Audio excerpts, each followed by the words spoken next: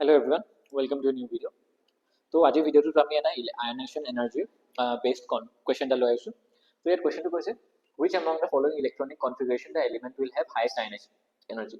তো এটা এটা AIPMT আহা কোৱেশ্চন, আগতে যেতিয়া নিট নাছিলে যে AIPMT হৈছিলে, তো তাৰ কোৱেশ্চন হয়।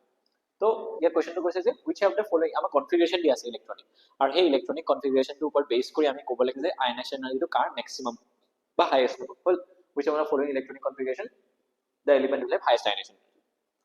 যদি ইয়াত চোৱা কি দি থৈছে, নিয়নৰ ওপৰত বেস কৰি কনফিগাৰেশন কেইটা আছে, এটা আৰ্গনত দি আছে। তো আমি জানো যে আয়নাইজেশন এনাৰ্জিটো কি হয়, সাইজৰ লগত ইনভাৰ্সলি প্ৰপৰ্শনাল হয়। হল তো সাইজ যেতিয়া আমাৰ কি হয়, সাইজটো আমাৰ এফেক্টিভ নিউক্লিয়াৰ চাৰ্জৰ লগত ইনভাৰ্সলি প্ৰপৰ্শনাল হয়, আৰু লগতে আয়নাইজেশন এনাৰ্জিৰ লগত ইনভাৰ্সলি প্ৰপৰ্শনাল হয়। দ্যাট মিন্স সাইজ যিমান ডাঙৰ আয়নাইজেশন এনাৰ্জি ইমান কম হ'ব। তো ইয়াৰটো এনেও আয়নাইজেশন এনাৰ্জি কি হ'ব, আমাৰ সবতছে কম হ'ব।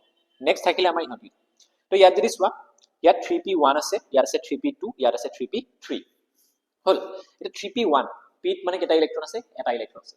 তো যদি এই ইলেক্ট্ৰনটো ওলাই যায়, তেতিয়াহলে সি কি কনফিগাৰেশন পাব, 3s2 কনফিগাৰেশন পাব, যোনটো ফুললি ফিল্ড হয় আৰু বেছি ষ্টেবল হয়।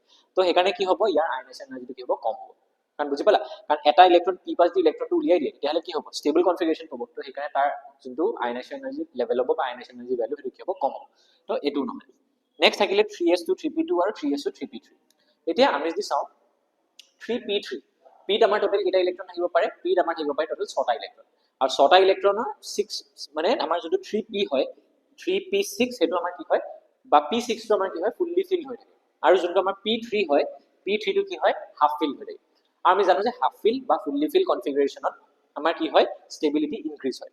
তো সেইকাৰণে আমাৰ এইটো কি হ'ব, যোনটো 3p3 আছে, সেইটো আমাৰ কি হ'ব, হাফ ফিল হৈ থকাৰ কাৰণে কি বেছি ষ্টেবল হ'ব, আৰু বেছি ষ্টেবল হলে আয়নাইজেশন এনাৰ্জি ভ্যালুটো কি হয়, বেছি হয়।